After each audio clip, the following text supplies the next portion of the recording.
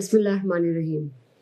12 मार्च को शाहदरा के इलाके में एक एफआईआर दर्ज होती है जिसमें 5 से 6 साल की उम्र का बच्चा अगवा हो जाता है। पुलिस के लिए एक और चैलेंजिंग केस।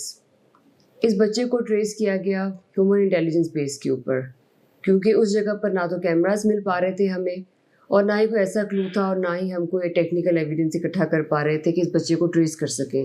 लेकिन पुलिस ने शब रोज़ मेहनत की और ह्यूमन इंटेलिजेंस बेस पर इस बच्चे को रिकवर कर लिया। लाहौर पुलिस, पंजाब पुलिस की सबसे बड़ी कोशिश यही रहती है कि बच्चों को जो ऐसे अगवा हो जाते हैं या घर से चले जाते हैं, उनको रिकवर करके उनके वालिदैन के हवाले किया जाए। ये एक बहुत बड़ा चैलेंज है।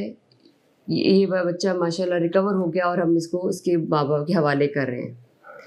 अब एक और जो मैसेज मैं आपको देना चाहूँगी वो यही है कि अपने बच्चों की हिफाजत करें, उन पर नज़र रखें, उनको घर से अकेले बाहर मत भेजें, क्योंकि सबसे बड़ी वजह उनके अगवा होने की यही बनती है कि वो घर से बाहर छोटी उम्र में जब बाहर जाते हैं और वहाँ से कोई ना कोई उन्हें उठा के ले जाता है या वो खुद गुम हो जाते हैं।